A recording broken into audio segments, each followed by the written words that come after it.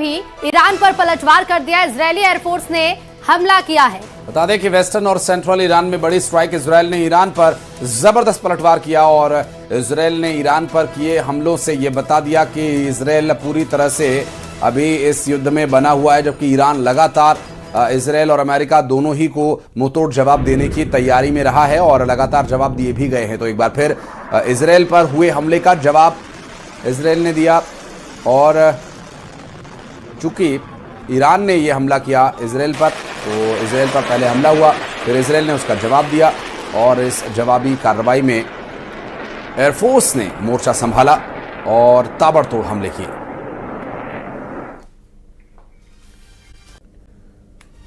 बढ़ते आगे और अंतर्राष्ट्रीय खबरों में, ईरान ने इजरायल पर एक बड़ा अटैक किया। मिल रही जानकारी के अनुसार एक साथ कई मिसाइलों से अटैक किए जाने का दावा किया जा रहा है। ईरान ने इजरायल पर कई ड्रोन भी दागे हैं और ईरान ने कहा है कि लेबनान पर हमले बर्दाश्त नहीं करेंगे। ये भी चेतावनी ईरान ने दी कि जवाब देने पर और तेज हमला किया जाएगा। आपको बता दें कि ईरान का इजरायल पर बड़े हमले का ये दावा, और इस हमले के बाद क्या एक बार फिर युद्ध की जो हालात को संभालने की कोशिशें हैं वो पूरी तरह से नाकामयाब साबित होंगी या फिर ये कुछ समय बाद शांत होने की, चूंकि लंबे समय से चल रहा ये युद्ध जिसमें कभी हमलों में तेजी आती है तो कभी शांति वार्ता की चर्चा होती है। हालांकि इजरायल लगातार ईरान के साथ किसी भी तरह के समझौते के मूड में नहीं है। एक साथ कई मिसाइलों से अटैक के बाद एक बार फिर संभव है कि इजरायल अपनी बात पर खुद को साबित करने की कोशिश करे।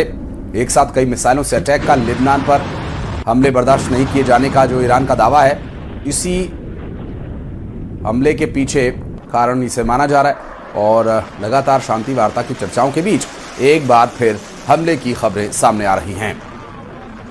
तो एक साथ कई मिसाइल से अटैक का दावा किया है ईरान ने। एक साथ कई मिसाइल से इजरायल पर अटैक किया, कई ड्रोन भी इजरायल पर दागे गए हैं और इसके साथ ही ये भी कहा है कि अगर इजरायल ने इसका जवाब दिया तो ये हमले और बढ़ जाएंगे, लेबनान पर हमले बर्दाश्त नहीं होंगे।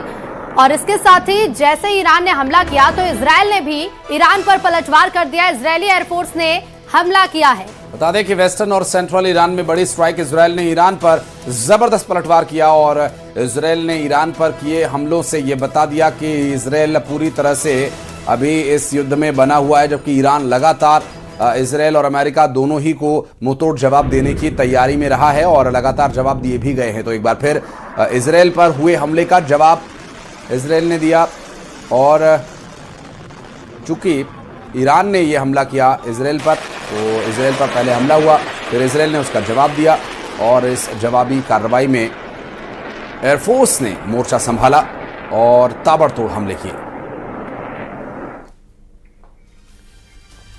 और पटना में खान सर की गिरफ्तारी को लेकर टीम गठित कर दी गई है।